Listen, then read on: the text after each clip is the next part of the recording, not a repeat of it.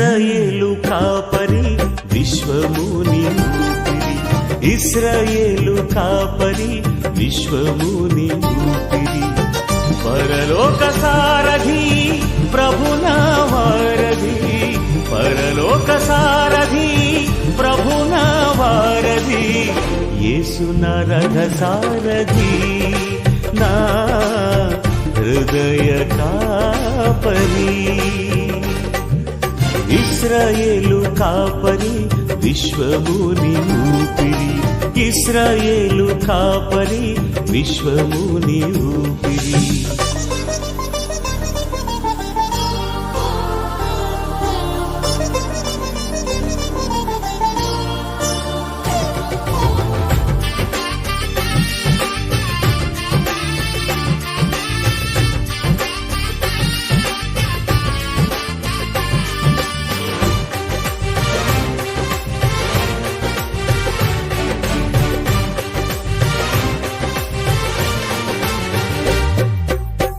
బబులోను బానిస బంధాలు తెంచి బాధలు లేని బ్రతుకునియా,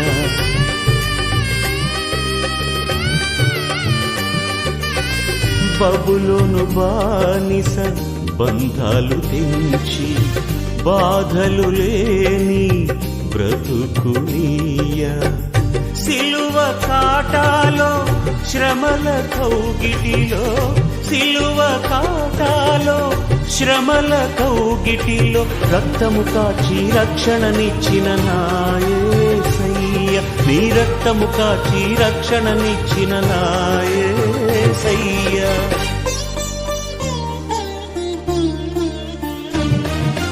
ఇశ్రాయేలు కాపరి విశ్వముని ఊపిరి, ఇశ్రాయేలు కాపరి విశ్వ. నుంచి 5 వచనముల వరకు చదువుకుందాం. యెహోవా ఇలాగు సెలవిచ్చుచున్నాడు, ఈ పట్టణంలో నిలిచి ఉన్న వారు ఖడ్గం చేతనైనను క్షామం చేతనైనను తెగులు చేతనైనను చత్తురు గాని కల్దీయుల యొద్దకు బయలు వెళ్ళువారు బ్రతుకుదురు. దోపుడు సొమ్ము దక్కించుకొనున్నట్లు తమ ప్రాణం దక్కించుకొని వారు బ్రతుకుదురు. యెహోవా ఇలాగు సెలవిచ్చుచున్నాడు, ఈ పట్టణము నిశ్చయంగా బబులోను రాజు దండు చేతికి అప్పగింపబడును, అతడు దాన్ని పట్టుకొనును అని యెర్మీయా ప్రజలందరికీ ప్రకటింపగా, మత్తాను కుమారుడైన షెఫట్యయును పషూరు కుమారుడైన గెదల్యాయును షెలెమ్యా కుమారుడైన యూకాలును మిల్కాయా కుమారుడైన ఆషూరును వినిరి గనుక ఆ ప్రధానులు రాజుతో మనవి చేసినదేమనగా, ఈ మనుషుడు ఈ ప్రజలకు నష్టము కోరువాడే గాని క్షేమము కోరువాడు కాడు. ఇతడు ఇట్టి సమాచారం వారికి ప్రకటన చేయటం వలన ఈ పట్టణంలో నిలిచి ఉన్న యోధుల చేతులను ప్రజలందరి చేతులను బలహీనము చేయుచున్నాడు. చిత్తగించి వారికి మరణ శిక్ష విధింపుము. అందుకు రాజైన సిద్కియా, అతడు మీ వశమున ఉన్నాడు, రాజు మీకు అడ్డము రాజాలడనగా సహోదరి సవిత ఆమె కుమారుడు భయంకరమైన సాధన బంధకాల నుంచి మీరు విడిపించమని ప్రార్థిస్తున్నాం. దేవా బీటెక్ చేసి ఉద్యోగం చేస్తూ దేవా ఉద్యోగం చేయకుండా మానుకున్న ఆ బిడ్డ ఏ పరిస్థితిని బట్టి ఆ విధానంలో నా తండ్రి భయంతో ఆలోచన కలవరంతో తల్లికి నా ప్రభ నా తండ్రి దేవా విధేయత చూపని విధానంలో ఉంటున్నాడో ఆ బిడ్డను గద్దించమని ప్రార్థిస్తున్నాం. దేవా మీ నామంలో మీ రక్తంలో మరలా ఆ బిడ్డ ఉద్యోగంలో జాయిన్ కావడానికి మార్గం సాధించమని ప్రార్థిస్తున్నాం. అనేక మంది బిడ్డలు ఉద్యోగం చేస్తూ ఆయా పరిస్థితులను బట్టి దేవా ఉద్యోగం లేక నా ప్రభా చేయక ఇంటి దగ్గర ఉన్న బిడ్డలతో మీరు మాట్లాడమని ప్రార్థిస్తున్నాం. తిరిగి వారు ఉద్యోగంలో జాయిన్ కావడానికి మార్గం సాధన చేయండి. అర్ధరాత్రి అది కూడా మీరు న్యాయపరచండి. మీకు విరోధంగా చేసిన ప్రతి తప్పిదములను మీరే క్షమించి మన్నించమని ప్రార్థిస్తున్నాం. దేవా ప్రతి దానికి ఒక కారణం ఉంటుంది నా తండ్రి వాళ్ళు తెలుసుకొని వారి తప్పిదాలకు పశ్చాత్తపడి నా ప్రభాన్ని సరిగా ప్రార్థించాలి. ఖచ్చితంగా తిరిగి వారి ఉద్యోగాలు మీరు వారికి ఇస్తారేసియా. దేవా మీకే స్తోత్రం, మీకే స్తోత్రం, మీకే స్తోత్రం, మీకే స్తోత్రం. కనికరించండి, కృప దాయించండి తండ్రి. దేవా పెద్దలు గర్తిస్తున్నప్పుడు గర్తింపుడే లోపడే జ్ఞానం బిడ్డలకు మేము దాయించడానికి ప్రార్థిస్తున్నాం.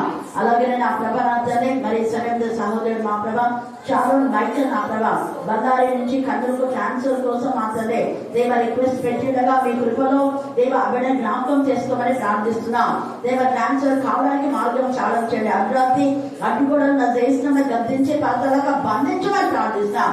వాళ్ళ అల్లు నా ప్రభా ఆదరుడు దేవ ఇరిగేషన్ డిపార్ట్మెంట్ నా తండ్రి క్యాన్సర్ అయ్యిండగా మీ యొక్క కృప చొప్పున మా తండ్రి క్షేమంగా అక్కడ జాయిన్ కావడానికి మీ కృప దాచిన అగ్రాస్తి అడ్డుగోడలను కూడా చేసినప్పుడు గర్తించి పాత్రలుగా బంధించమని ప్రార్థిస్తున్నాం. నిశ్చితమైతే నా ప్రభా అప్పుడే కూడా బీటెక్ చేస్తుండగా దేవ నా తండ్రి మీ నామంలో మీ రక్తంలో మీరే మీ చిత్రానుసారంగా ఉద్యోగం దాయించమని ప్రార్థిస్తున్నాం. నేను చాలినంత దేవుడిగా ఉంటున్నందుకు మేము స్తుతిస్తున్నాం. దేవ చిట్టిని చిన్న జ్ఞాపకం చేసుకుని పోలీస్ సెలక్షన్స్ లో నా తండ్రి దేవ బిడ్డను మీరు కనికరించమని ప్రార్థిస్తున్నాం. అయ్యా మీకే స్తోత్రం, మీకే స్తోత్రం, మీకే స్తోత్రం. అలాగే ఎంతమంది అయితే పంటను అమ్మాలని ఆశపడుతున్నారో వారి పంటకు తగిన నా తండ్రి దేవ కష్టాన్ని తగిన ఫలితాన్ని మీరు దాల్చమని ప్రార్థిస్తున్నాం. రైతులకు నా ప్రభ నా న్యాయం చేకూర్చే జ్ఞానాన్ని గవర్నమెంట్ కు అక్కడ కొనేటటువంటి వారిని కూడా దాల్చమని ప్రార్థిస్తున్నాం. అక్రమమైన విధానంలో నుంచి నా ప్రభ బిడ్డలు కనికరించండి. దేవ నా ప్రభ మోసగించే జీవితం నుంచి విడిపించమని ప్రార్థిస్తున్నాం. బట్ ఎంతో శ్రమపడిన శ్రమకు తగిన ఫలితాన్ని మీరు ఇస్తున్నారు. ఇచ్చినందుకు మీకు వందనాలు స్తోత్రం చెల్లించుకుంటున్నాం. దేవ మీకే స్తోత్రం, మీకే స్తోత్రం, మీకే స్తోత్రం, మీకే హల్లెలూయా. గద్దింపులు వినని వారు హఠాత్తుగా నాశనం అవుతారు. ఏం చెప్పండి పలకండి. గద్దింపును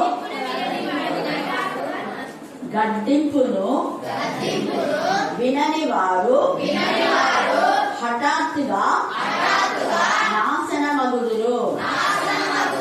గద్దింపును వినని వారు హఠాత్తుగా నాశనమగుదురు. ప్రసంగిలో ప్రకటనలో ఇక చాలా ఆది కాండం నుంచి కూడా మనం చూస్తూనే ఉన్నాం. తండ్రి అనే దేవుడు ఆదాము అవ్వలను ముందు హెచ్చరించాడు, ఈ పండు మీరు తినొద్దండి అని కదా. కానీ ఏది వద్దంటే అది తిన్నందుకు వాళ్ళకి ఏమైంది, శాపం వచ్చింది.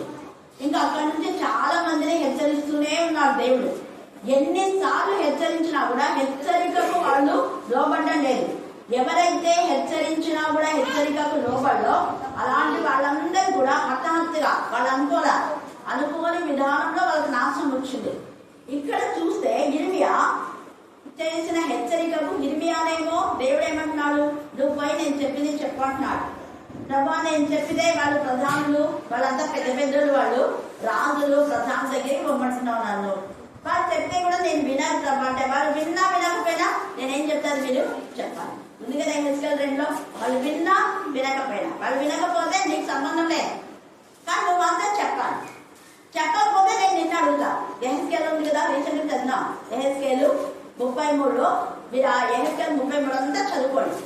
ఎంత తేదగా అక్కడ రాయబడేది. ఫలానా శిక్ష వస్తుంది అని చెప్పకపోతే మిమ్మల్ని నేను అడుగుతాను అంటాడు దేవుడు.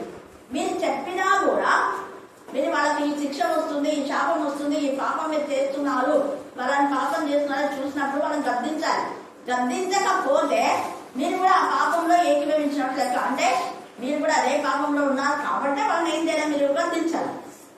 కాబట్టి గద్దించినప్పుడు వాడు గద్దింపును స్వీకరించి హెచ్చరికను స్వీకరించి మనసు మార్చుకుంటే ఒక పాపిని నువ్వు దేవునికి ఇచ్చినట్లు దేవుని యొక్క విలువైనటువంటి ఆత్మ అది దేవుని విలువైన ఆత్మను అపవాది పాపంలో పడేస్తున్నాడు. కాబట్టి అపవాది చెర నుంచి, అపవాది వీరి నుంచి, అపవాది బంధకాల నుంచి, చీకటి శక్తుల నుంచి ఆత్మను కాపాడడం అంటే దేవునికి ఎంత ఇష్టమో అది విలువైన ఒక ఆత్మ.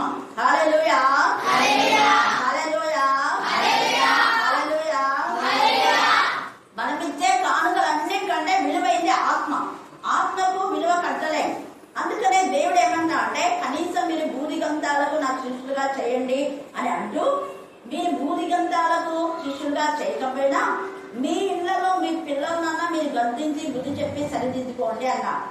అలా వాళ్ళు చేయకపోతే దేవుడు ఏం చేస్తున్నాడు, ఇర్మియాను పంపించి ఇర్మియా చెప్తూ ఉంటే వాళ్ళు ఏమంటున్నారు, ఇర్మియాను నువ్వు మాకు క్షేమం మాట్లాడు. ఎప్పుడు చూడు ఇలాగేనా ఇర్మియాను మాట్లాడేది. చూడండి ఇర్మియా చెప్తున్నాడా, కల్దీయుల చేతికి చూడండి 1వ వచనం చదవండి. ఇది యెహోవా మాట, యెహోవా ఇలాగ సెలవిచ్చు చెప్తున్నాడు,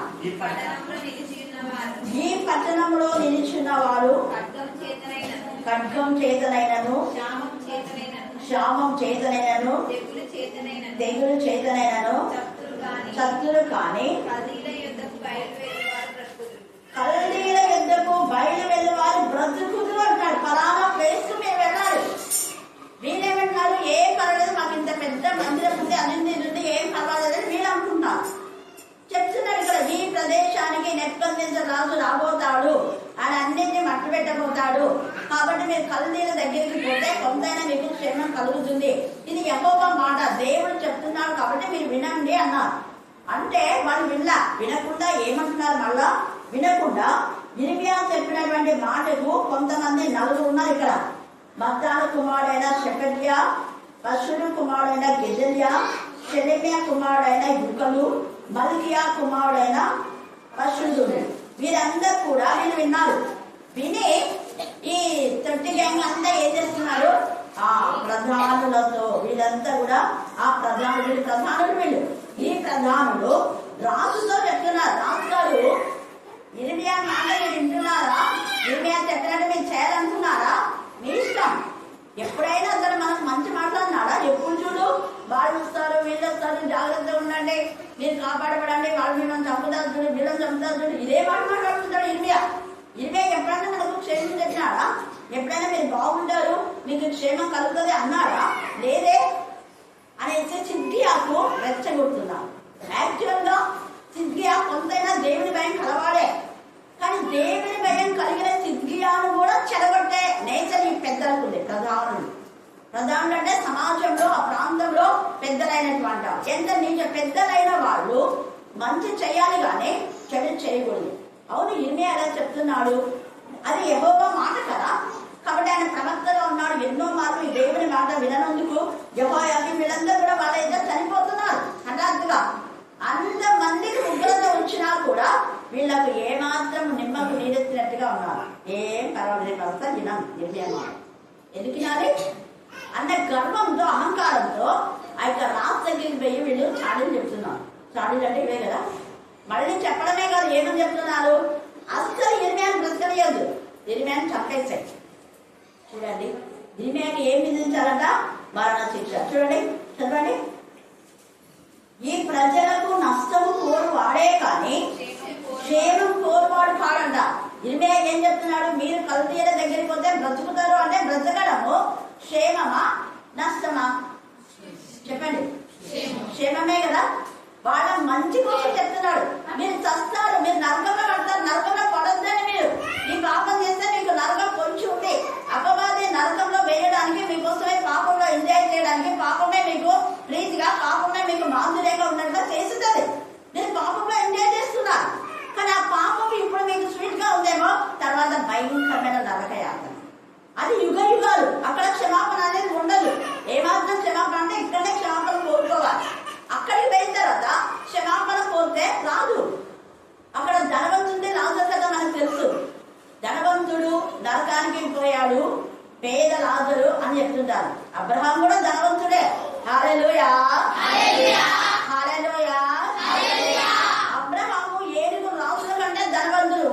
ఆయనకు లెక్కలేనంత బంగారం వెండి దాసులు ఉన్నారు, కానీ ఆయన న్యాయయుక్తంగా సంపాదించాడు. వేరే వాళ్ళది చెప్పిన వారు కూడా నాకు వద్దు అన్నాడు. హల్లెలూయా. అలాగనే ఇస్సాకు కూడా కష్టపడి బావులు తల్లించుకున్నాడు. వేరే వాళ్ళు తగిన బావిని తాగాలా అనేటువంటి నేచర్ లేదు వాళ్ళకు. వేరే వాళ్ళ పంటను తీసుకోవాలా, విత్తేది ఒక చోట కోసేది ఇంకొక చోట ఉండకూడదు. ఎక్కడ నువ్వు ఆత్మీయంగా బలపడినావు, ఆత్మీయంగా ఎలా ఎదిగావు ఇన్ని సంవత్సరాలుగా, అది మనసాక్షి కలిగి ప్రవర్తిస్తే దేవుని ఆశీర్వాదాలు వస్తాయి. అందుకనే ఇక్కడ అంటున్నాడు, మీరు ఇక్కడ నుంచి కల్దీయులకు దగ్గరికి వెళ్ళండి, మీరు చెప్తే వాళ్ళు వినటం లేదు. అట్లా ఆమోసు 5లో కూడా మీరు బేతేలుకు వెళ్ళొద్దండి, అక్కడ రాయబడి చూడండి, మీరు బ్రతకాలంటే ఎక్కడికి వెళ్ళాలనో ఉంది చూడండి. 5వ అధ్యాయం ఆమోసు 5వ వచనం. అక్కడ ఆమోసు ప్రవచిస్తున్నాడు, ఆయన కూడా ప్రవక్తనే. దేవుని చేత యెహోవా వాక్కు వాళ్ళకు వచ్చింది. యెహోవా వాక్కు ఎప్పుడు వచ్చింది వాళ్ళకంటే పశువులు కాసుకుంటున్నప్పుడు, పశువుల కాపరిగా ఉన్నప్పుడు వచ్చింది. మందిరాల్లో ఉన్నప్పుడు అలా వీళ్ళం పశువుల కాపరిగా పశువులు కాసుకుంటుంటే యెహోవా వాక్కు మాట్లాడుతున్నారు. చదవను. బేతేలును ఆశ్రయింపకుడి, బేతేలును ఆశ్రయించకుడి, గిల్గాల్లో ప్రవేశింపకుడి, గిల్గాల్లో ప్రవేశించకుడి, బెర్షెబాకు వెళ్ళకుడి, బెయేర్షెబాకు వెళ్ళకుడి, గిల్గాలు అవశ్యముగా, గిల్గాలు అవశ్యంగా చెరపట్టబడిపోవును. బేతేలు శూన్యమగును. బేతేలు శూన్యమగును. మీరు యెహోవాను ఆశ్రయించినప్పుడు మీరేమవుతారు? బ్రతుకులు. కంటే చేయండి. ఎంత చక్కగా వీళ్ళేమంటారు, బేతేరులో అది ఉండే ఇది ఉండే మందిరం ఉంది అవి ఉన్నాయి ఇవి ఉన్నాయి కదా మేము అక్కడికి పోతాం అంటున్నారు వీళ్ళు. కానీ అవన్నీ దేవుడు పడగొట్టాడు. సుందరమైన మందిరాన్ని ఒకసారి పడగొట్టాడు. దేవుడి విరోధంగా అపవిత్రం చేసినందుకు. అపవిత్రం చేస్తే దేవుడు ఊరుకోడు, సహించాడు. ఆయన మందిరం పరిశుద్ధమైంది. పరిశుద్ధమైన మందిరం అపవిత్రం చేసిన కాబట్టి పడగొట్టాడు. దేవుడే కట్టించాడు, దేవుడే పడగొట్టాడు. దేవుడే ఆదామును సృష్టించాడు, దేవుడే బయటికి పంపించాడు. కారణ అపవిత్రత దేవుడికి నచ్చదు, పాపం దేవుడికి నచ్చదు. ఆయన పరిశుద్ధుడు. అందుకే ముందే గద్దిస్తున్నాడు, హెచ్చరిక చేస్తున్నాడు. ఆదాములకు ముందే చెప్పాడు, ఇది తినొద్దు, ఇవన్నీ తిను అన్నాడు. ఏది వద్దంటే అదే చేస్తున్నాడు. ఇక్కడ ఇరిమియా చెప్తున్నాడు, మీరు కల్తీ దగ్గరికి వెళ్ళండి, ఇక్కడ ఉండొద్దు అంటే నువ్వు మాకు క్షేమం కోరుకోవు, మమ్మల్ని అక్కడికో ఇక్కడికో అంటావా నువ్వు. కాబట్టి ఇరిమియా ఎప్పుడు ఇట్నే చెప్తున్నాడు, ముందు ఇరిమియాకు మరణ శిక్ష విధించాలి అంట. చూడండి. కానీ ఇరిమియాకు ఆ మాట విని ఏం తెలియరా. ఎందుకు? దేవుని పిల్లలకు అస్సలు కించిత్ కూడా బాధ కలగదు, కలవరం రాదు. 28 యెషయా 16వ వచనం చదవండి, ఖండన చేయండి. ఆ రోజు చర్చిలో దేవుడు నాతో మాట్లాడిన మాట, విశ్వసించిన వాడు కలవరపడండి. ప్రభువు యెహోవా ఇలాగ సెలవిచ్చుచున్నాడు, సీయోనులో పునాదిగా నాస్తిని వేసిన వాడు నేనే, అది పరిశోధింపబడిన రాయి, అమూల్యమైన తలరాయి, బహు స్థిరమైన పునాది అయిన మూలరాయి అయి ఉన్నది. అది దేవుడు పునాది వేశాడు అక్కడ. నేను అదే అన్నా, దేవుడు చెప్పినటువంటి మాటలు విన్న వాళ్ళకు ఎప్పుడు కలవరపడాలి. దేవుడు ఫలానా చోట వెళ్ళి వాక్యం చెప్పండి, అక్కడ చెప్తుంది, అక్కడ ఆటంకం పరిస్తే ఆటంకం పంచవర్గ శిక్ష. కానీ దేవుడు వాక్యం మాత్రం ఎప్పుడు చెప్పకుండా ఆటంకం పంచాడు. కంటిన్యూ అయితేనే ఉంటది. ఒక్క రోజునే గురువారం ఆగిపోయిందా? హల్లెలూయా, హల్లెలూయా, హల్లెలూయా. ఇక్కడ ఇరిమియా ఎన్నిసార్లు చంపాలనుకున్నారు. అమ్మో చంపుతారు కదా అని చెప్పేసి దాక్కొని మీ పాపం మీకు పోండి నాకెందుకులే అని అన్నా ఇరిమియా. నన్ను చంపినా పర్వాలేదు, నేను మరణించే వరకు చెప్తూనే ఉంటా. దేవుడు చెప్పమన్న వాక్కది, దేవుడు ఇచ్చిన వాక్కది, దేవుడు పునాది వేసింది, దేవుడు నిర్ణయించిన నిర్ణయం అది. దేవుడు నిర్ణయాన్ని కాదనడానికి మనుషుడు నువ్వే పాటువాడు. మరణ శిక్ష విధించమని ఇర్మియాకు చెప్పాను. ఇర్మియా గద్దించిన గద్దింపునకు లోపలేదు. అయితే వాళ్ళందరికీ ఎంత భయంకరంగా శిక్ష వస్తుందో తర్వాత మీరు అధ్యాయంతా చదివితే అలాగే మీకు తెలుస్తుంది. ఇస్కరియోతు యూదాను కూడా యేసయ్య ముమ్మారు హెచ్చరించినాడు. కానీ హెచ్చరికను స్వీకరించరా. గర్వించి అహంకారంతో యేసయ్యను చంపాలనుకున్నాడు. ముందు తానే చచ్చాడు. హల్లెలూయా, హల్లెలూయా. అలాగే దావీదు అభిషిక్తుడు, దేవుని చేత అభిషేకం పొందినవాడు. దావీదు కూడా అన్నాడు, నాయన నువ్వెందుకు ఇలాగా వేరే వాళ్ళ మాటలు విని, తప్పుడు వాళ్ళ మాటలు విని, లోకస్తుల మాటలు విని నన్ను అపార్థం చేసుకుంటున్నావు? నేను ఒకవేళ రాజుగా ఉన్నా కూడా నేను తండ్రిగానే చూసుకుంటాను. ఎంత మంచి మనుషులు దావీదు. దావీదు రాజు అవుతాడన్న చెడు ఆలోచన సౌల్లో ఉంది. దావీదేమో 10,000 కొలది, సౌలేమో 1000 కొలది అన్నందుకు వీళ్ళనే మెచ్చుకున్నారే, వీళ్ళనే తల్లి అంటున్నారే, ఆత్మీయ తల్లి మమ్మల్ని అనటం లేదు, కడులమన్నారు. ఎవరేం చేస్తారు? ఎవరన్నా అనమని చెప్తారా? ఇక్కడ దావీదు చెప్పినాడా నాకు 10,000 మంది అనండి అనలేదు. వాళ్ళకు దేవుడి వల్ల ప్రేరేపణ కలుగ చేసి దావీదు 10,000 మంది, ఇక సౌలేమో 1000 మంది అన్నారు. తండాలు పెట్టే తండాలు మాట్లాడారు కదా. దావీదు నీ అల్లుడు, దావీదేమో 10,000 ఉంటా, నువ్వేమో 1000 ఉంటా, నువ్వు 1000 ఉంటాను, నువ్వేమో 1000. దావీదు కూడా 10,000 ఉంటా ఎక్కించినాడు. విషయం వచ్చేసింది, మొత్తం ఆగిపోయింది. అడిగారు నుంచి నన్ను ఎత్తాడు. చంపాలని 17 సార్లు చంపాలని చూసినారు. కానీ దేవుడు దావీదుని కాపాడినాడు. అయితే ఎవరు చచ్చారు? సౌలు. దావీదు కంటే ముందు సౌలు చచ్చాడు. చూసావా? ఈ యొక్క సమయం అంతా మనకి జ్ఞాపకం లేదు. అలాగే ఇంకా చాలా మంది దావీదుకు ఎవరెవరైతే హాని చేయాలనుకున్నారో, బిక్రీ, షిమి, అబ్షాలోము, అహితోఫెలు వీళ్ళందరూ దావీదుతో మరణించాలని కోరుకున్న వాళ్ళంతా దావీదులోనే ముందే చచ్చిపోయినారు. హల్లెలూయా, హల్లెలూయా, హల్లెలూయా, హల్లెలూయా. రాత్రి చెడు అనేది నువ్వు చెడు తలస్తే నీకు చెడు వస్తుంది.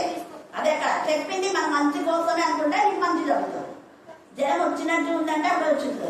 ఎందుకంటే సెకండ్ పక్కన ఏమో జ్వరం వచ్చినట్టుంది, ఈరోజు కొంచెం వేడి చేసినట్టుంది అంటే ఇంకా బాగా వేడిస్తాం. దాని పనే ఎప్పుడెప్పుడు నోటి నుంచి అంటానని నాకేం లేదు, దేవుడు నన్ను బాగా స్వస్థపరిచినాడని వెంటనే స్వస్థ పేదలంతా స్వస్థత పడిందని వెంటనే పనులు చేస్తుంది. దేవుడు జ్వరం తీసేసినాడే చిన్నారు కూడా. ప్రాంతానికి ఇంతకుముందు జ్వరం రానప్పుడే కొంచెం నేను వస్తుందా, ఇంతకుముందు ఇంకా ముందే వస్తుందా, ఇప్పుడు జ్వరం ఎట్లా ముందు వస్తుంది అంటే అర్థం ఏంటి? జ్వరము సిగ్గుతో పో అని అర్థం. నువ్వు వస్తే నాకేంటి, నా దేవుడు నన్ను బాగు చేస్తాడన్న డ్రగ్స్.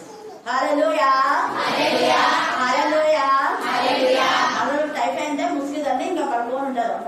అయ్యో ఇంక ఏమి కాదు, ఆ గ్లాస్ తీసి కూడా పెట్టారు జ్వరం వస్తే. కానీ దేవుని శక్తి మనలో ఉంది.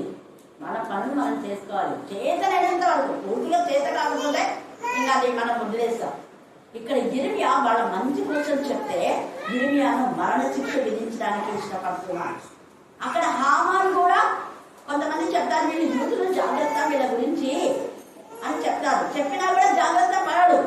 యూదులందరూ పట్టు పెట్టాలనుకుంటారు.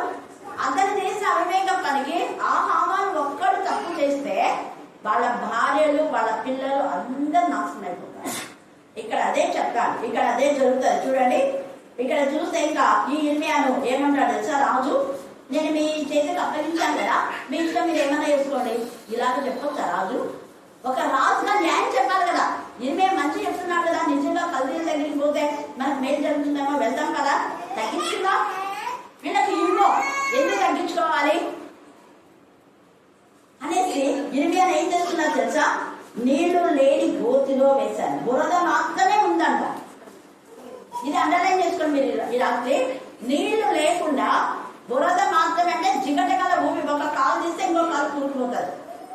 అలాంటి బురదలో ఇక్కడ యిర్మీయా వేస్తున్నారు. యిర్మీయాకు ఏ బాధ కలగజేస్తున్నారో సేమ్ అదే బాధ ఎంత మందికి ఇక్కడ వస్తుంది చూడండి. చదువుదాము. సేమ్ ఇదే ఇక్కడంతా మీరు చదువుకోండి.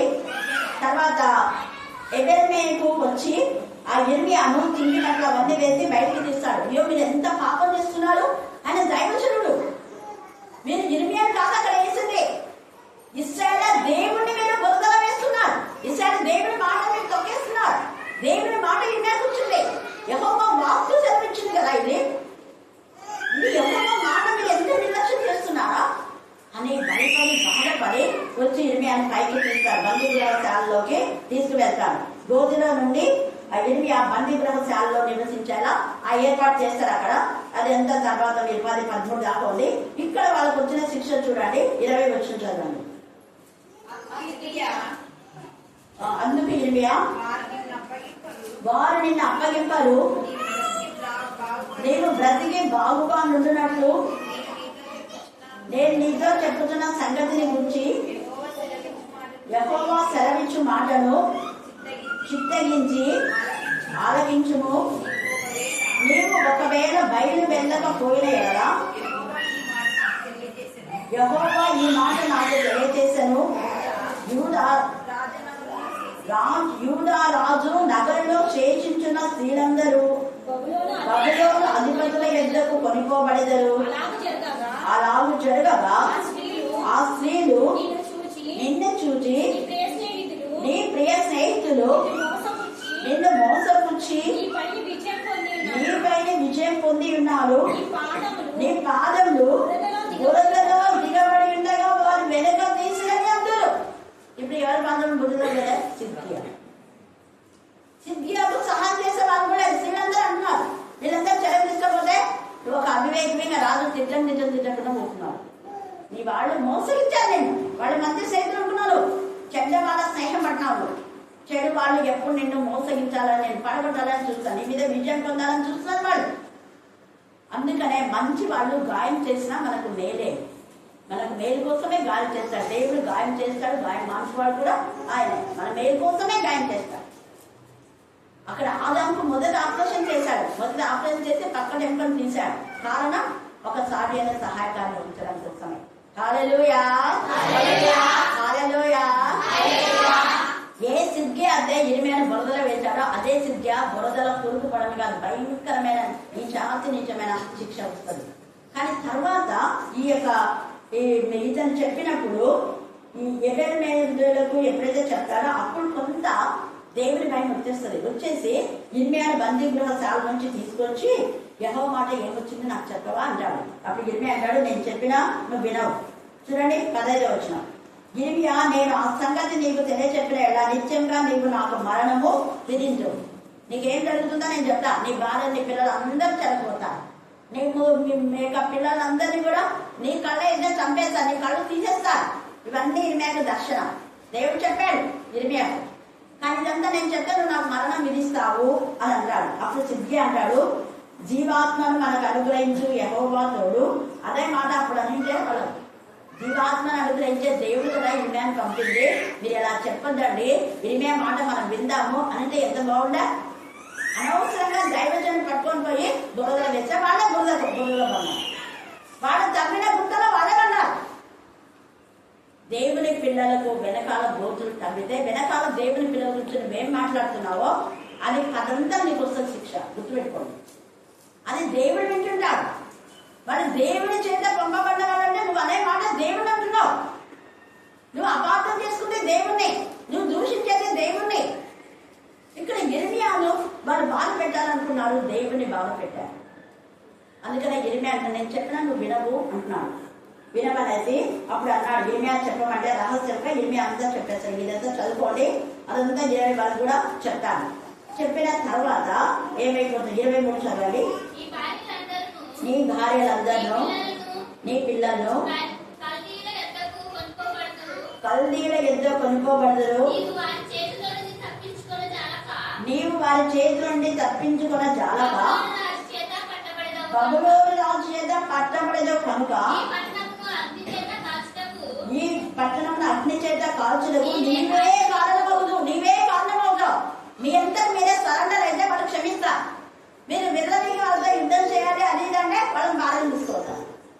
ఈ పట్టణాన్ని కాల్ చేస్తా. ఇర్మియా చెప్పేస్తున్నాడు, పట్టణం అంతా అగ్ని చేత కాల్చబడదు. ఇర్మియా ఏం చెప్తే అదే జరుగుతుంది. మనల్ని కూడా అంటారు, ఏం చెప్తే అదే జరుగుతుంది అని అన్నప్పుడు పశ్చాత్తాపడవచ్చు కదా, అవునా కదా? మీరే పని ఏం చెప్తే జరుగుతుంది అని చూసినప్పుడు పశ్చాత్తాపడాలి కదా. పశ్చాత్తాపం అనేది క్షమాపణ లేదు, పశ్చాత్తాపం లేదు. ఇంకా విర్రమీగి మాట్లాడుతున్నారు. అందుకనే రాని మరి వాళ్ళు అనుకోని విధానం హఠాత్తుగా, అందుకని మన ధ్యానం చూడలేదు. గద్దింపుల విధానం వాళ్ళు హఠాత్తుగా నాశనం అవుతారు. ఇర్మియా చెప్పినా కూడా వెళ్ళలేదు. అందుకే హఠాత్తుగా నాశనం వచ్చేసింది సిద్ధ్యా. వీళ్ళ కల్దీల దగ్గరికి పోయింటే వాళ్ళు కొంత సైడ్ లో ఉండేవాళ్ళు, వాళ్ళు కొంచెం వీళ్ళని అర్థం చేసుకునేవాళ్ళు. కానీ వీళ్ళ అహంకారంతో ఇది చేశారు కాబట్టి ఇక్కడ ఏమైతుంది చూడండి. ఇర్మియా ఇక చెప్పిన మాట వినందుకు 6వ వచనం చదవండి. 39:6. బబులోను రాజు రిబ్లా పట్టణంలో సిద్కియా కుమారులను అతని కన్నుల ఎదుట ఎంత బాధ చూడండి. ఒక తండ్రి ఎదుట చాలా మంది కుమారులు, ఒక్కరు కాదు. నీ కుమారులు కుమార్తెలు చస్తున్నారంటే దానికి పాపమే, నువ్వు చేసిన పాపమే. గుర్తుపెట్టుకోండి. చాపడం అంటే పాపం చేస్తున్నారంటే చావడం, వాళ్ళు నరకానికి పోవడమే. దేవుడికి విరోధమైన పాపం చేస్తే వాళ్ళు చస్తారు. నిరంతర మరణం, అది నిత్య జీవంలోకి రాకూడదు. అందుకని వాళ్ళని మనం ఎలాగైనా కాపాడుకోవాలి. మనల్ని కొట్టినా పర్వాలేదు, తిట్టినా పర్వాలేదు, మంచి మనం చేస్తే వాళ్ళకి అర్థం కావటం లేదు. అందుకే అక్కడ ఖడ్గం వస్తుందని హెచ్చరిక చేయమంటాడు. అక్కడ ఒక కాపరి అంటే ప్రతి కుటుంబానికి తల్లిదండ్రి కాపరులే, ప్రతి విశ్వాసి ఒక కాపరే. యేసుని ప్రేమించే వాళ్ళంతా కాపరులే. అందుకే పేతురు నన్ను ప్రేమిస్తున్నావు అంటే ప్రేమిస్తున్నాను అంటే గొర్రెలు కాయాలి, గొర్రెలు మేపాలి. ఇదే మన పని. గొర్రెలు కాయాలి, మేపాలి. మేపు పెట్టుతున్నావా సరైన విధానంలో, అలాగే కాస్తున్నావా? వాళ్ళు తప్పుడు దోవలో వెళ్తుంటే వాళ్ళు అలాగే వెళ్ళని వదిలేస్తున్నావా? వాళ్ళు చెప్తే వినాలని ఉంటున్నావా? ఉగ్రత వస్తుంది. జాగ్రత్త. మీ పిల్లలు మీరు గద్దించి ముందు చెప్పి చదివించండి. లేకపోతే వాళ్ళు ఇలాగే సిద్ధియా కుమారులాగా అయిపోతారు. హఠాత్తుగా అనుకోలేదు. అక్కడ హఠాత్తుగా సిద్ధియా కుమారులందరూ తీసుకుపోతుంటే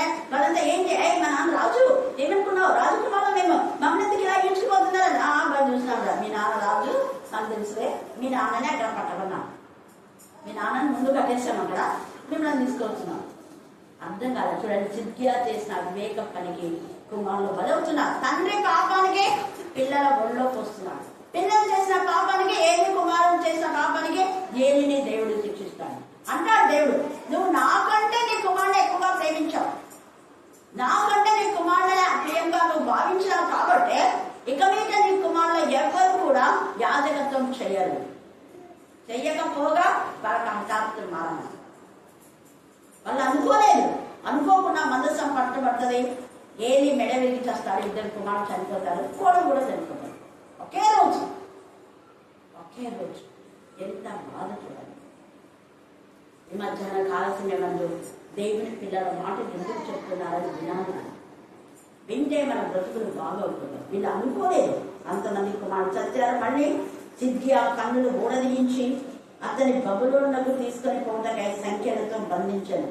కల్దీయులు రాజనగరును ప్రజల ఇళ్లను అగ్ని చేత కాల్చివేర్చుడని కల్దీయులు అప్పుడు చెప్పాడు కదా ఇర్మియా, నిన్నంతా కాల్చివేస్తాడన్నా సేమ్ ఇక్కడ జరుగుతుంది. ఇలా ఇర్మియా ఏం చెప్పాడో అని ఇక్కడ జరుగుతుంది. కల్దీయులు రాజు నగరును ప్రజల ఇళ్లను అగ్ని చేత కాల్చివేసి యెరూషలేము ప్రాకారములను పడగొట్టింది. యెరూషలేము అగ్ని చేత కాల్చబడడానికి కారకులు ఎవరు? ఇక్కడ ముందే పెడగదు, నువ్వే కారణం అవుతాను, పాప శిక్షకు నువ్వే కారణం అవుతున్నావేమో, నీ పిల్లలు చేసే పాపానికి నరకానికి పోతుంటే దానికి నువ్వే కారకుడవేమో. ఒక్కసారి సిద్ధియాలు ఈ రాత్రి మీరు మళ్ళీ ఇంటికి వెళ్ళిన తర్వాత ఇది చదవండి, బాగా ఒక్కడి కాదు 10 సార్లు చదవండి. దేవుడు మీతో మాట్లాడతాడు. వాక్యం చెప్పేటప్పుడు గ్రహించి వచ్చిందంటే వెంటనే వాక్యం చేస్తారు. ఇప్పుడు ఈ పిల్లలందరూ రావడానికి గ్రహిస్తున్నారు, వాళ్ళు సత్యంలో గ్రహిస్తున్నారు కాబట్టి పరిశుద్ధాత్మ తీసుకొని వస్తుంది. అక్కడ అపోస్తల కార్యం 8వ అధ్యాయంలో నపుంసకుడు అక్కడ చదువుతున్నాడు, అతనికి అర్థం కాలే. కానీ ఎప్పుడైతే ఫిలిప్ ఆత్మ ద్వారా కొనుక్కోమన్నాడు, ఆన్ ద వే మార్పు వచ్చింది. చర్చిలో అక్కడ ఇక్కడ కాదు, యెహోవా వాక్కు అక్కడికి వెళ్ళింది. అక్కడ ఎప్పుడైతే 8వ అధ్యాయంలో ఫిలిప్ చెప్తాడో అర్థమయ్యేలాగా గ్రహిస్తేనే వెంటనే నాకు బ్యాప్టిజం ఇవ్వవా అంటాడు. అక్కడ నీళ్ళున్నాయి, ఇప్పుడే ఇచ్చేస్తానని ఇచ్చేసినాడు. అది మార్పు అండి. జక్కయ్య వెంటనే జక్కయ్యకి ఎక్కడ మార్పు వచ్చింది? చెట్టు దగ్గర ఎక్కింది. ఏసై మాట ఎక్కడ వచ్చింది? జక్కయ్యకు చెట్టు దగ్గరికి వచ్చింది. దేవుడి మందిరంలో ప్రార్థిస్తుంటే దేవుడు మాట్లాడా, జక్కయ్య చెట్టు దగ్గర పైన ఎక్కింది, దేవుడు మాట్లాడా. సమరస్త్రీ ఎక్కడ వచ్చింది? వాక్కు ఎక్కడ మార్పు వచ్చింది? బావి దగ్గర.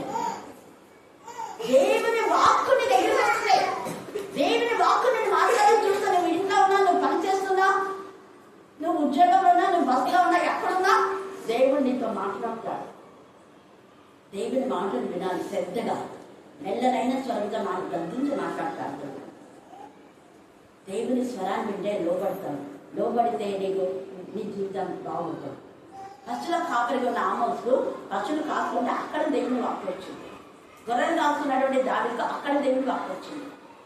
ఇంకా మనం చూస్తే బ్యాప్టిజం ఇచ్చిన యోహానికి ఎక్కడ దేవుని వాక్కు వచ్చింది? అరణ్యంలో. లూకాలో తేజగా రాయబడింది కదా, అరణ్యంలో కేకలు వేయించిన ఒకనే స్వరం. ఆయన దేవుని మందిరంలో కేకలు వేయకుండా ఎక్కడ కేకలు వేస్తున్నాడు? అరణ్యంలో కేకలు, అరణ్యంలో వాక్యం చెప్తున్నాడు. అరణ్యంలో వాక్యం చెప్పి గందిస్తున్నాడు. అయ్యా మీరంతా మీ ద్విమనస్కులారా, పాపులారా, మీ బ్రతుకులు సరిదిద్దుకోండి. ముఖాన్ని చెప్పేస్తున్నాడు. ఇంకా నువ్వు ఈ విధానంలో ముఖాన్ని చెప్పేస్తున్నాడు. వేద్యంలో ఎవరో చక్కగా చెప్పారు. ఎవరు వేద్యం చెప్పింది తెలుసా? వేద్యంలో పోయిన ఎవరు కదా, చాలా బాగా వేరే బాగా చెప్పారు. అది గద్దించాడు. ఎంత చక్కగా ఎన్నిసార్లు ఆ మాట ఫ్రెక్షన్ చెప్పినాడు ఆ అబ్బాయి. తాగుబోతులు, వ్యభిచారులు, విగ్రహారాధికులు, ఇంకా ఆడంతరాలు గలవారు, వీళ్ళందరూ కూడా నరకంలో పడతారు, మార్చుకొని మీ బ్రతుకులు అన్నాడు. మీరు పిలిచినా పిలవకపోయినా, యోసేపు అనే పాస్టర్ గారు కూడా అదే పడి, నన్ను పిలిచకపోయినా ముందు మీ బతుకు సరిగా లేవు, సరి చేసుకోండి. సొదొమ గొమొర్రా కాకూడదు, అది హెచ్చరికలు. వాళ్ళతోనే కలిసి తిరుగుతారు, వాళ్ళతోనే ఉంటారు, వాళ్ళతో తింటారు. అలాంటి వాళ్ళతో భోజనం చేయకూడదు అనేది వాక్యం. దేవుడు ఎక్కడుంటాడు? అందుకే అరణ్యంలో కేకలు వేస్తున్నారు. అరణ్యంలో అనేక దేవుని వాక్యం ఎక్కడ వస్తే అక్కడ నువ్వు వినాలి, లోపడాలి. అంతే. ఎక్కడ నువ్వు ఆత్మీయంగా ఎదిగా అక్కడనే వెంబడించాలి. ఇప్పుడు వాళ్ళంతా అరణ్యంలో ఉన్న వ్యవహారం వెంటనే వెళ్తున్నారు. ఎక్కడికంటే ఎక్కడికి పోలేదు. మనసాక్షికి కలిగి ఉండాలి, కృతజ్ఞత కలిగి ఉండాలి. రాత్రి కాల సమయంలో యిర్మీయా యొక్క మాటలు వీళ్ళు లోబడినందుకు సిద్కియా చేసిన అవేక పనికి భార్యలంతా చెరకపోయారు, పిల్లలు చచ్చిపోయారు. తర్వాత ఈ యొక్క సిద్కియాని కూడా కళ్ళు తీశారు. తర్వాత అతను చెరకు తీసుకొని పోతుంది. చాలా ఉంది, ఇదంతా మీరు చదవండి. అది ఎందుకంటే మళ్ళీ మళ్ళీ చెప్పిన మాటలే మళ్ళీ ఇక్కడ రిపీట్ అవుతూ ఉంటాయి. దేవుడు ఈ లేఖన భాగాన్ని దీవించి ఆశీర్వదించుగాక. ఆమేన్, ఆమేన్. చివరి ఇప్పుడు అభిషేక్తులు తండ్రి, మీరు మాలో ఉంది తండ్రి ప్రభు, ప్రతి మాటను మాకు నేర్పిస్తున్న విధానం బట్టి నీకు వందనములు తండ్రి. ప్రతి దినం మాలో నా తండ్రి అగ్ని మండించిన విధానం బట్టి నీకు వందనం ప్రభావ. మేము లోకస్తులు కాకున్నట్టు మాకు సహాయం చేయండి దేవా తండ్రి. లోకంలో కలిసిపోకుండా మాకు సహాయం చేయండి తండ్రి ప్రభు. ఏ మాత్రంలో తండ్రి ఒక్కరు నశించకుండా సహాయం చేయండి సార్ తండ్రి. వాక్యం చేత నింపండి, ఆత్మతో నింపండి, బలంతో నింపండి తండ్రి. మేము ఏమాత్రం లోకంలో ఉండకూడదని ప్రార్థిస్తున్నాం తండ్రి. దేవుని శిష్యులను తనని కనికరించినట్టు మమ్మల్ని కనికరించిన తండ్రి. మేము ఏమైనా ప్రభా నీకు ఆయాసకరంగా ఏది ఉన్నాను తండ్రి, మరలా తండ్రి నీ దుడ్డు కథతో మమ్మల్ని ఆదరించండి, సహాయం చేయండి, నడిపించడం ప్రార్థిస్తున్న ప్రభావం తండ్రి. మేము మనుషులము తండ్రి జ్ఞాపకం చేసుకున్నాం, మర్చిపోతామని తండ్రి. నీ నిబంధన రక్తంలో ప్రతి దినం జ్ఞాపకం చేసుకోవడానికి మీరు ఇచ్చారు ప్రభావం. నీకు వందనములు తండ్రి. జ్ఞాపకం చేసుకోకుండా తండ్రి ఎవరున్నారో మాకు శిక్షగా నా తండ్రి మీరు తండ్రి ఇచ్చారు. అది కూడా ఎందుకు శిక్ష అంటే తండ్రి తప్పిపోతారనేమో తండ్రి దేవా. నీ వాక్యాన్ని ఎక్కువ చదవడానికి సహాయం చేయండి. యవనస్త్రం నా తండ్రి నీ వాక్యంతో నింపబడడానికి సహాయం చేయండి నా తండ్రి ప్రభా. లోకంలో నా తండ్రి ఎంతో మంది ప్రభా ఈ సమయం వాళ్ళకి లేదు ప్రభా, ఈ స్థితి వాళ్ళకి లేదు తండ్రి దేవ. ఈ యొక్క వాక్యాన్ని చదివే స్థితి వాళ్ళకి లేదు ప్రభా. తను మాట ఇచ్చారు నీకు వందనములు. లోకస్తులు ఏ మాట మేము వినకున్నట్టు సహాయం చేయండి, ఏ విషయంలోనూ మేము తప్పిపోకున్నట్టు సహాయం చేయండి. నీకు బల్లలో మేము చేయమంచుతుందిగా ప్రభా. నీ కనికరం చేత మమ్మల్ని నింపండి తండ్రి ప్రభా. తండ్రి మేము తీసుకుంటున్నామంటే ఎంత రోషం కలిగి ఉండాలో మాకు సహాయం చేయండి ప్రభా. అస్సలు మేము లోకంలో ఏ మాత్రం కలిసిపోకున్నట్టు సహాయం చేయండి తండ్రి. మా ఆశ మా పనులు తండ్రి ఇదే ప్రభా. మా శైలం, మా దుర్గం, మా కోట నీవే తండ్రి. మిమ్మల్ని చూడాలి తప్పని ఆశ తండ్రి. ఇలా కూడు కూడా ఒకటే ప్రభా. నేను స్తుతించండి, కనపరచండి, ఆరాధించండి. మొదటి రోజు మొదటి ఎగ్జామ్ బాగా జరిగింది, కానీ పేపర్ టఫ్ రావడంతో నేను నెక్స్ట్ డే ప్రేయర్కి వచ్చేటప్పుడు టీచర్ రాలేదు, స్టమక్ పెయిన్ అని చెప్పి పంపించినాను. కానీ నాకు లేదు.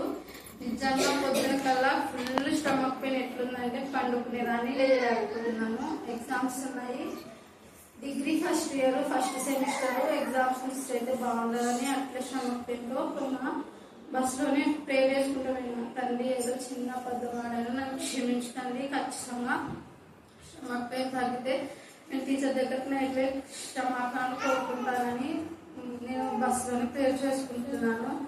ఎగ్జామ్ హాల్ దగ్గర పోయేలోపు స్టమక్ పెయిన్ అయితే తగ్గింది. ఎగ్జామ్ బాగానే రాసా, కానీ మళ్ళీ ఆ సాతాన్ నాపై ఎట్లా ఉన్నాడంటే ఇంటికి వచ్చేటప్పుడు ఫుల్ హెడ్ వచ్చి పండుకున్నానో లేదో ఫీవర్ ఎట్లా వచ్చిందంటే అసలు లేయలేకపోతున్నా. చలి అట్లా ఉంది, దుప్పట్లు కప్పుతున్నారు, అయినా తగ్గడం లేదు. వద్దులే ఎగ్జామ్స్ నెక్స్ట్ ఇయర్ మళ్ళీ రాసుకున్నాం అంటే కూడా అట్లే దేవునిపై భారం వేసిపోయాను. అసలు ఎగ్జామ్ హాల్లో ఒక 3 hours ఎగ్జామ్ అయితే 1 hour ఎగ్జామ్ రాసి 2 hours పండుకునే స్థితిలో ఉన్నాను. ఎగ్జామ్స్ ఏమీ బాగాలేదు. ఎగ్జామ్స్ ఎట్లో కంప్లీట్ అయిపోయినాయి, రిజల్ట్స్ కూడా వచ్చినాయి. నాకు తెలుసు పోతాయి, ఇంకా ఎన్ని సబ్జెక్టులు పోతాయో తెలియదు, కానీ పోవడం అయితే కన్ఫర్మ్ అని ఇంకా సెల్ రిజల్ట్స్ కోసం సెల్ చేతిలో పట్టుకొని ఉన్నాను. అప్పుడు వెంటనే వాట్సాప్ లో ఒక మెసేజ్, మీరు భయపడకుడి, జడియకుడి, దురత్వం వహించి ధైర్యంగా ఉండి యెహోషువ 10:25 వాక్యం. ఈ వాక్యం వినంగానే హృదయంలో ఎంత ఆనందం వచ్చిందంటే దేవుడు నాకు తోడున్నాడు, నా తప్పుని క్షమించాడు అని ఆనందంతో. అందరు రిజల్ట్స్ వచ్చినాయి, కానీ బిఏ హిస్టరీ వాళ్ళే మాత్రం ఇంకా ఆన్లైన్ చెప్తున్నాయమ్మా, మీవి లేట్ అవుతుంది, రేపు వస్తాయని చెప్తున్నారు. మేడం కాల్ చేసింది, మేడం సార్ వాళ్ళకి కాల్ చేసి లింక్ పెట్టి మాకు పెట్టినారు, కానీ లింక్ ఎవరికి ఓపెన్ కావడం లేదు. ఒక్క పాపకి లింక్ ఓపెన్ అయింది, ఆ పాప రిజల్ట్స్ అందరు చూస్తుంది. నేను పెట్టిన మా ఆధార్ కార్డ్ నెంబర్ అన్ని పెట్టింటే అందరికి ఇంట్లో కన్ఫర్మ్ ఎట్లా పోతాయి, ఇంకా వదిలేసే నెక్స్ట్ ఇయర్ రాసుకుందిలే అని. కానీ ఆ పాప ఫోన్ చేసి చెప్పింది అన్ని సబ్జెక్ట్ పాస్ అయినావని. వారి దేవుని కొందనాలు చెప్పించుకుంటున్నాను. Thank you. తీసుకొచ్చిన విధానం బట్టి మీకు స్తుతులు స్తోత్రం చెల్లిస్తున్నాను. ఆయన నమ్మదగిన దేవుడుగా నువ్వున్నావు ప్రభా, నీకు వందనాలు. ఎంతైనా మంచి దేవుడుగా నువ్వున్నందుకు నీకు వందనాలు ప్రభా.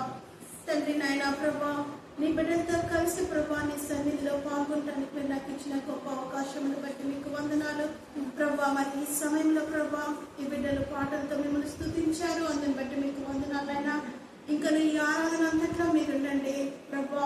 వాక్యం చెప్పనైనటువంటి మీ బిడ్డని జ్ఞాపకం చేసుకోండి, బలపరచండి, మీ ఆత్మతో నింపి వాడుకోనండి ప్రభా. నాకు దేనికి కావాల్సిన మాటలు దయచేయండి దేవా. నాయనా నన్ను ఇక్కడికి తీసుకొచ్చావు ప్రభా.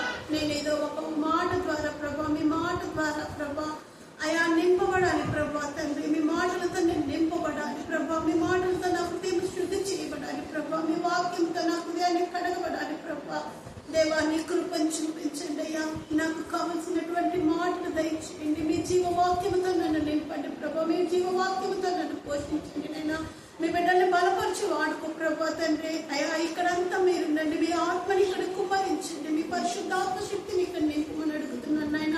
నాయనా నీకు వందనాలు. ఇక్కడికి వచ్చిన ప్రతి బిడ్డను కూడా జ్ఞాపకం చేసుకోండి ప్రభా. ప్రతి బిడ్డతో మీరు మాట్లాడండి ప్రభా. ప్రతి బిడ్డను దర్శించమని మీ పాదాలు పట్టుకుంటున్నాను నాయన. ఇంకా రావాల్సినటువంటి బిడ్డలను తండ్రి మీరు తీసుకురండి, పరుగు పెట్టించండి నాయన ప్రభా. నీ సన్నిధికి రావాలంటే ఆసక్తి కావాలి ప్రభా. దేవ ఆసక్తితో ప్రతి ఒక్కరిని తీసుకున్నామని మీ పాదాలు పట్టుకుంటున్నాను నాయన. సహాయం చేయండి. నీ